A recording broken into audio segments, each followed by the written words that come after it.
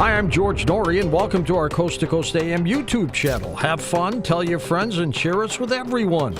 You can also find us on Facebook, Twitter, Instagram, TikTok, and Coast to Coast AM's mobile app. And always remember to log on to our website at coasttocoastam.com for daily articles, the best paranormal information, and all you need to know about your favorite guests. And now you can become a Coast Insider directly through the Coast mobile app. We welcome our international listeners and even offer a free 2-week trial. So don't delay. Become an insider today.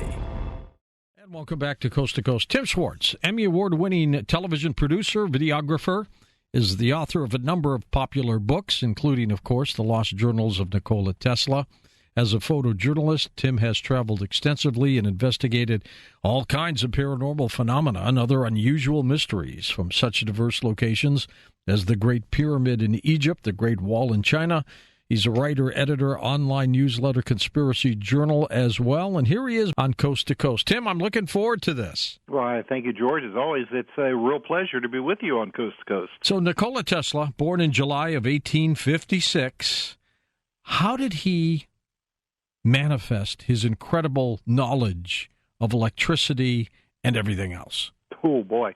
Well, Tesla, he is probably best known as the creator of the alternating current electrical system. Right. Okay, that's still the predominant electrical system used across the world today. Edison would argue it was him, but... Well, Edison, there are a lot of people who right now they love to bash Edison. But Edison really, he made a huge contribution to the idea of electricity for households when he came up with the Edison DC current. Now, it wasn't nearly as efficient as Tesla's later alternating current system, but Edison actually had a DC system set up in Manhattan before Tesla even came to the United States. So, we do have to give Edison his kudos to what he had developed before Tesla. But, there was definitely a rivalry between the two. Well, and Tesla came up with other ideas beyond just alternating current, did he not? He had he wanted to extract energy from the atmosphere. But they couldn't figure out how to make money doing that, so they squashed that, didn't they? Definitely. Tesla's, after he basically invented and created the whole electrical grid system, starting with the generating plants there at Niagara Falls, he thought, this is great, but how can I get this to people without wires?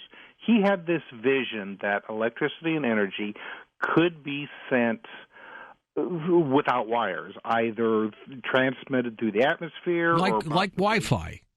Yes, very much so. Wi-Fi, in fact, is basically came from Tesla's ideas. Right now, we have these systems where you can take your cell phone and charge them wirelessly. Well, that is based, even though a lot of people don't realize it, on Tesla's ideas. But the wireless system for electricity that Tesla envisioned, this would have been something on a grand worldwide scale, where there'd be a number of transmitters located all across the globe, and you could put a combination of an antenna into the ground and up into the air, and with that, you would have all the electricity that you needed. Of course, the transmitting plants had to generate this electricity. A lot of people believe that this was a free energy system. It wasn't. You still had to have a place that generated the electricity and then transmit it. Would that have been healthy with all those electrical beams all over the place? Well, the way that Tesla had it conceived, it probably would. It probably would have been. A lot of engineers now, we still really don't know just exactly how Tesla had this plan. Tesla was, and rightfully so, a little bit paranoid. about his ideas and inventions and left some of the main points out of his, say, like his patents and some of his other papers, but him and his engineers knew exactly what they needed to do. So we're not quite sure how Tesla was going to do it, but Tesla knew how to do it. He would not have gone as far as to actually start building one of the first wireless transmitting plants there in Long Island. If Tesla was able to travel in time and somehow was able to come back from the other side, what would he say if he saw a car and someone said, "Oh yeah, there goes a electrical Tesla"? Tesla probably would have been, first of all, he would have been proud that there was an electrical car based on his name, but I think that he may have been a little bit disappointed because of a lot of his ideas still have not come to fruition yet. That the Tesla car is still somewhat inefficient based on what we now know that Tesla was coming up with. And Tesla also would have said, hey, rather than having a battery in this car, you could just pick up the energy this car needed off of a Tesla transmitter. Now, let's say you've written 3 books on Tesla? Probably. At least, right? At least, yes. Where did you get the information on him? The first information that I ever got on Tesla was when I worked at a television station in Dayton, Ohio. It was WHIO 7. And one of the things that we had to do is, like every couple of weeks, we had to go to Wright-Patterson Air Force Base, which is really close by. Talk with the press liaison, see if there was anything interesting going on the base that the station could do a story on. I mean, we did, gosh, like 6 or 7 news broadcasts every day. So we were always looking for stories, and Wright-Patterson was all too willing to help us out with non-classified bits of information. One day, the press liaison was going through his file, and he just made this offhand comment to me. He goes, well, we're working on some stuff from that mad scientist Tesla, but I can't really talk about it right now. And this would have been, like in the early 1980s. And that name, Tesla, Nikola Tesla, that just got to me. I'd never heard of this guy before. And, his name sounded kind of almost science fiction or maybe like a James Bond type of villain. So I started researching who Tesla was, and at that time, there was not really a lot of information out there about this guy. Because I worked in television, I was able to access sources, say like the LexisNexis, to get some information on him. But really, it took a number of years for me to collect enough material to actually start putting a book together, and now, thanks to the internet and other sources, people are able to know a lot more about Tesla than I ever had the opportunity when I was a kid growing up. Tim, how far ahead of his time was he? Oh my gosh, we are still today discovering things that Tesla had already discovered and knew about back in the late 19th and early 20th century. So, that's how far ahead. And possibly it'll be maybe another, 100 years before we really get down to understanding completely the things that Tesla was working on and was brewing around in that fantastic brain of his. He was born in Croatia, but when he died, he had incredible notes. What happened to them? Tesla died in 1943 in Manhattan. He was living in the New Yorker Hotel. He had been there for a few years. Before then, because of his unfortunate financial situation, he had been forced to hop from hotel to hotel. A lot of the material that he had collected over the years, his notes, paperwork, possibly even some unpatented inventions, a lot of times were left behind in lieu of payment from these hotels. He would be forced to leave because he couldn't afford to pay for his bills. So, the hotel would... They'd kick him out? Yes. Oh, yes. And material that he had stored in their basements, they would hold on to and say, well, when you give us the money you owe us, you can get your stuff back. We really don't know how much material was lost in these types of situations. After he died, some of these places just chucked it, threw it away, or sold it in auction sales, not realizing what they had. And these journals that you talk about in the Lost Journals of Nikola Tesla, some of them were pretty dramatic, weren't they? The ones that we have discovered so far, yes. And you have to understand that when Tesla passed away, there was a great interest, which, it's really ironic because Tesla tried so hard while he was alive, the last years of his life, to get especially the United States government and military to pay attention to some of his fantastic ideas. And it wasn't until he died that then everybody set up and took notice that maybe we should get a hold of this stuff.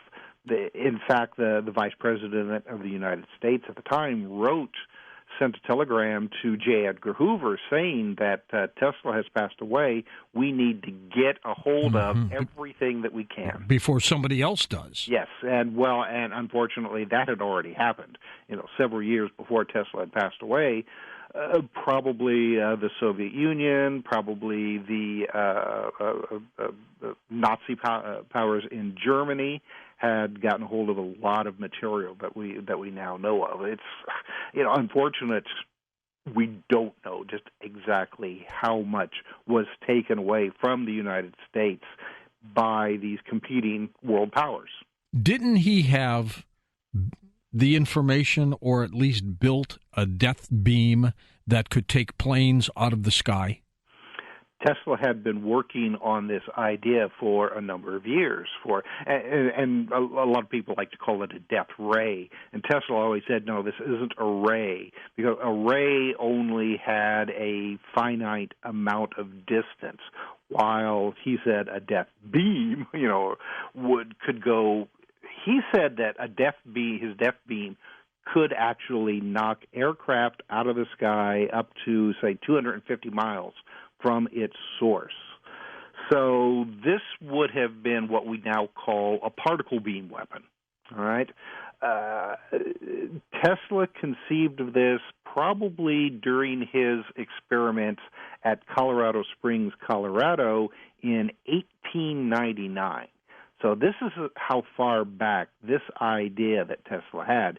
And by the 1920s, he had it all worked out on paper. He had done some experiments in his laboratories, and he was pretty satisfied that this was a technology that was workable. And if he just had the funding for it, he could build an operating prototype.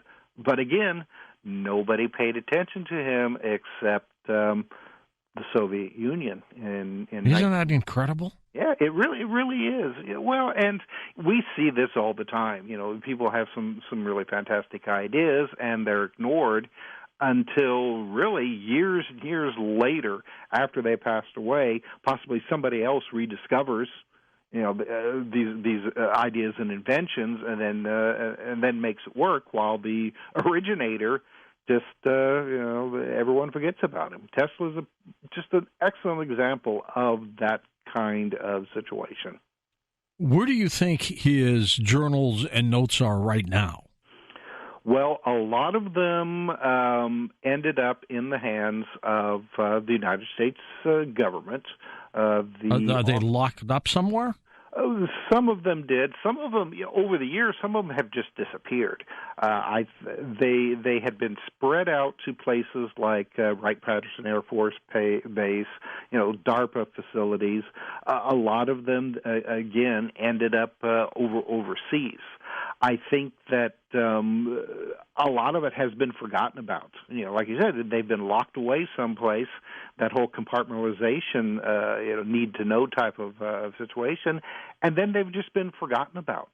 There were letters written to the FBI years after Tesla died from people wanting to know where this material was, and the FBI wrote, well, we don't know. I mean, it was the responsibility of the Office of Alien Property to deal with this stuff, so, your guess is as good as ours. So, if somebody could get a hold of it and recreate it, some of his things, like the beam weapons and stuff like that, could they actually perfect it? I think it already has been perfected. The Tesla's idea of a death beam, there was a satellite photograph taken over the Soviet Union in the 1980s of a facility, and this was published in, I think it was like Jane's Technology magazine. And some scientists were like, what is this? The military was looking at it, and they weren't sure. And then somebody said, this looks an awful lot like Tesla's particle beam weapon. And sure enough, that's probably what it was. The best speculation that they had at the time was that this was a Soviet operation, possibly based on material that was sold to the Soviet Union in 1936 by Tesla through a company called Armtorg that was located here in the United States. The Soviets were so happy with what Tesla had given them or sold to them that they sent him a second payment a couple of years later of about $24,000. Now, you have to realize that, back in the 1930s, that's a substantial amount of money.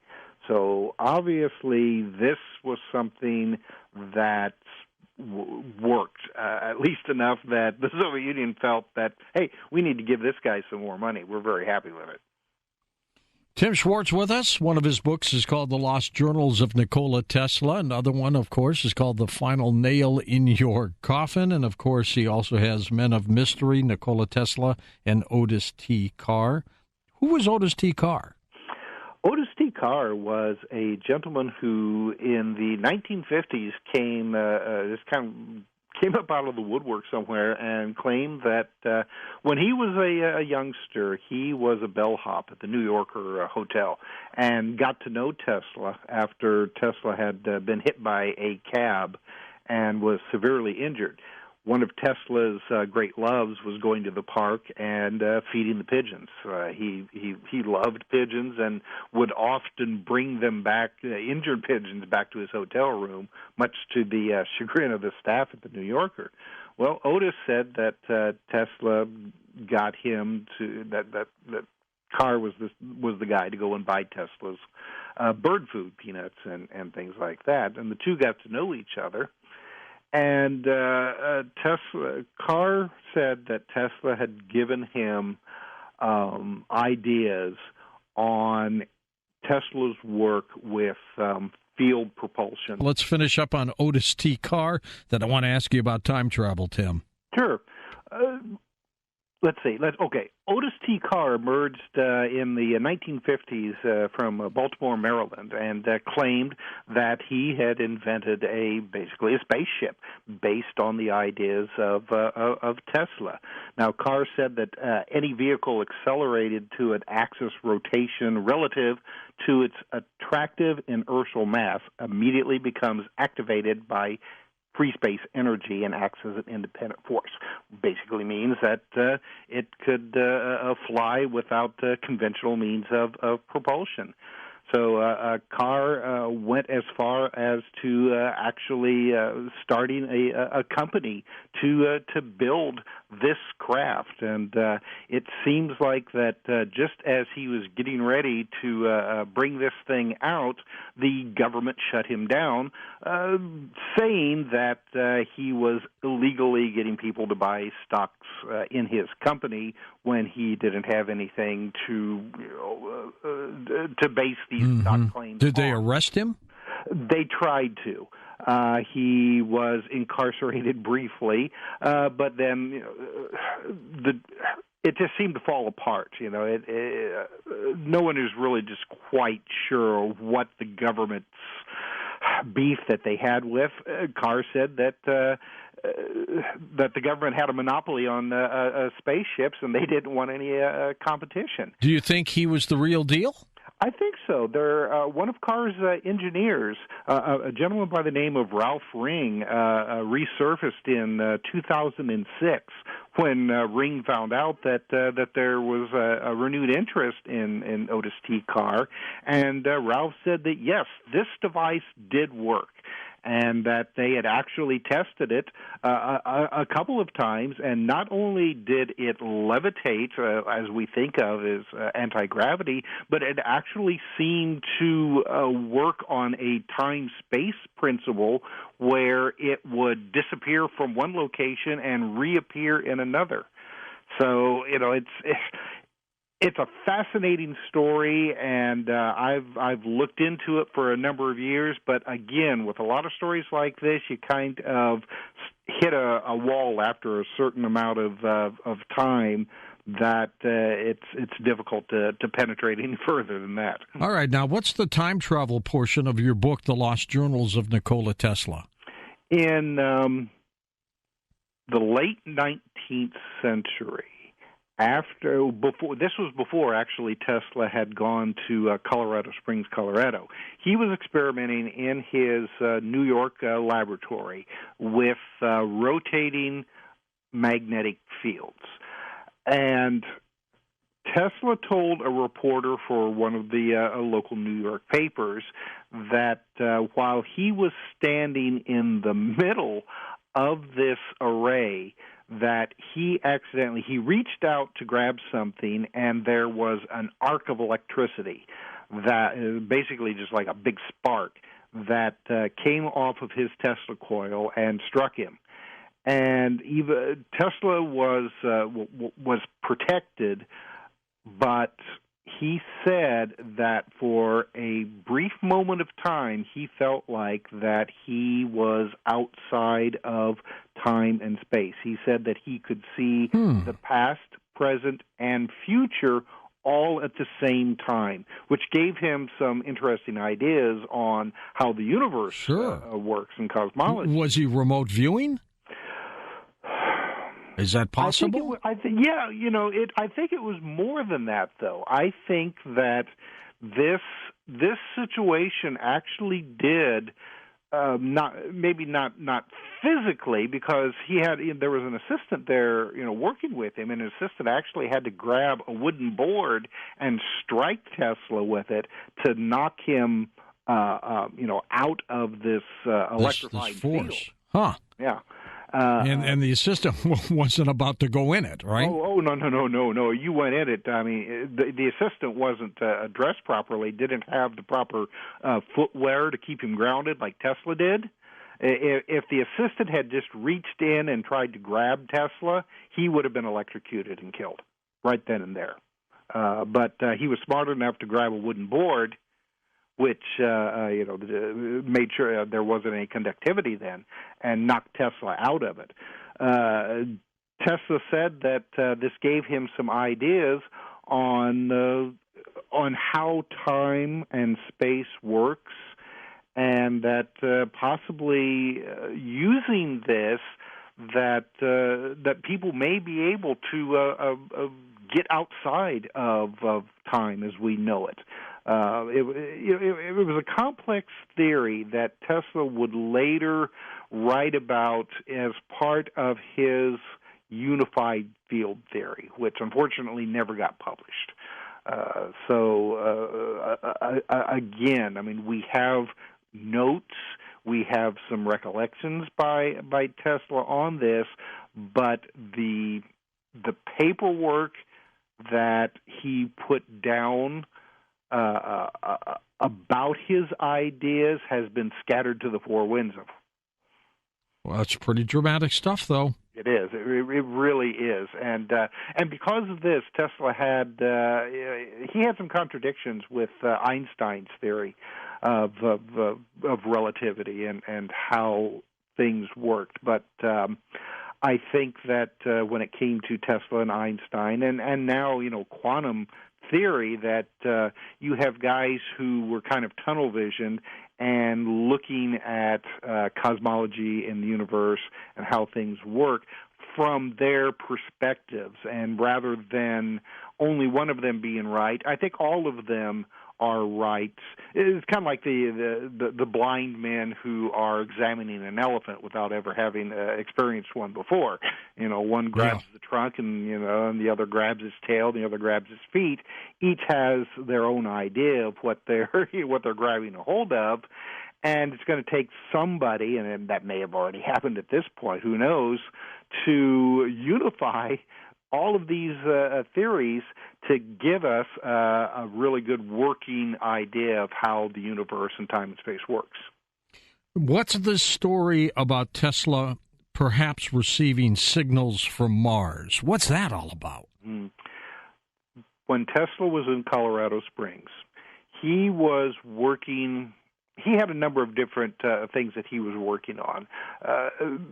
He went there originally to try to develop his dream for the wireless transmission of electricity. He went to Colorado Springs because of the absolutely great thunderstorms that they had there.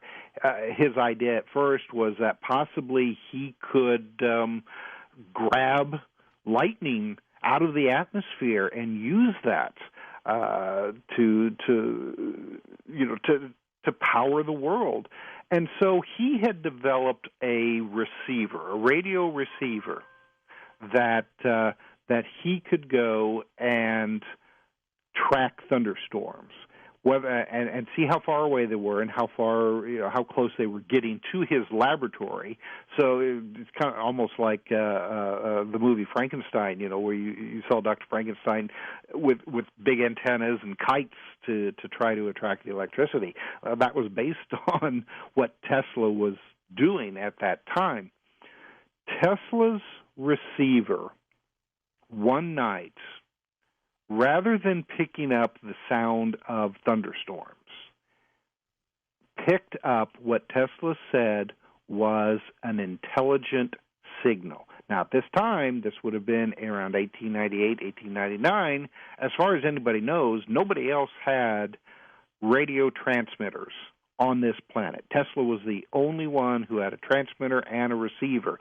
Yet here the only one, really? Yes. Nobody else. I mean, you have to remember, at this time, radio was, there were a lot of people thinking about how it could be done, but nobody else had done anything yet. Tesla so he transmitted and received just to himself, I guess. Yes. Okay. Yes, exactly. So he was receiving what he called intelligent signals. It sounded probably like what we would call Morse code nowadays. But Tesla said that these signals weren't coming from any terrestrial source, that they were coming from space. And he speculated that they may be coming from Mars. Mars, was the poster child. Well, if it was, who was sending it? Yes, exactly. And Tesla also said that he was very familiar with the sounds of other objects in space, the sun and Jupiter, and because all of these planetary bodies transmits radio signals. He was very familiar already, with these sounds. He said this was something completely different, that it was coming from an intelligent source. He said that he thought that he may be the first man on Earth to hear one planet greeting another. Tim, don't you think if we had Tesla's journals and notes, that some group within this country would have tried to reconstruct all these things that were in there, from the death beam to the free energy, all those things. They would have built these things. I think. Yeah, well, and there has been attempts, and I do think that there probably are, especially within, say, like the secret black projects of the military, where they have been pretty successful, especially when it comes to the wireless transmission of electricity. I had a soldier tell me one time, in confidence, that when they were in, this would have been the first Iraq War, that when they were in the field, that they were given backpacks that they were to set up, and these backpacks actually started producing electricity. And he speculated, and that's why he came to me, that somebody within a military unit someplace else was transmitting this electricity, and that these backpacks were then receiving it. He said these small backpacks, they were able to plug into them, and they were producing as much as electricity as they could draw from it. So this sounds to me very suspiciously like some kind of Tesla-based wireless transmission of electricity. But when it comes to some of his other ideas, I mean, the mind just boggles what could be accomplished nowadays. And you've seen some engineers attempt to replicate Tesla's ideas, but because Tesla was paranoid, he had been ripped off, stolen from by so many people that he deliberately omitted information from a lot of his patent applications and things like that. So we really don't have a clear idea of a lot of these things. Well, who's like to point say A to point B on how some of this stuff is going to work? You've heard of the story of our embassy people in Cuba, right? Yes. Who's to say that technology hasn't been perfected? The military and the FBI here say that that Cuba's using a sonic weapon. I don't believe that. I think that it is an EM weapon, electromagnetic, that is based on Tesla technology. It has all of the earmarks of that. It's very similar to what was going on in the 1970s with the American embassy in Moscow, where they were being irradiated with various forms of microwave radiation. For what reason, we don't know. This happening in Cuba is very reminiscent of that. I don't think it's sonic. I think that is probably a side effect of some kind of electromagnetic microwave technology, either being used to like electronically eavesdrop, or even as far as to creating health problems in these targeted people for whatever reason. Who knows? What does President Trump's uncle have to do with any of this? Sure. Well, and who's the uncle? The uncle is his name was Dr. John G. Trump, and Trump was an electrical engineer with the National Defense Research Committee of the Office of Scientific Research and Development. He also worked at MIT. And the ironic thing about this is that Trump was working closely with developing Van de Graaff generators for his experiments in producing sources of electricity to power nuclear reactors at first. And while Tesla was alive, Tesla actually told Trump that Van de Graaff generators, were very inefficient, and that his Tesla coil would have been a lot more efficient. He was right. Yes, very much so. A Van de Graaff generator, Tesla said, and I guess that they actually had an experiment and proved this. You would have needed a Van de Graaff generator about the size of a railroad boxcar, and Tesla had a Tesla coil that would have been, maybe just a couple of feet high, that would have outperformed a Van de Graaff generator. But after Tesla had died and the Office of Alien Properties had seized his whatever truckloads of material that they could get a hold of and take them to the Manhattan warehouse, Trump came in, and it was his job to go through this paperwork to see if Tesla was correct, that there was valuable material in this. Trump looked at this stuff, and they had at least 30 trunk loads and probably another 50 piles of bundled papers that he went through. In less than 2 days' time, he wrote a letter following his investigation and stated that Tesla's thoughts and efforts during at least the past 15 years were primarily of a speculative, philosophical, and somewhat promotional character, often concerned with the production of wireless transmission of power, but did not include new, sound, workable principles or methods for realizing such results, and it is my conclusion that there is nothing of value here. Probably not. The Coast mobile app is now available for download on iPhones and Android devices. You can become an insider directly through this app. This is a great option for our international listeners, and new users will also receive a free 2-week trial.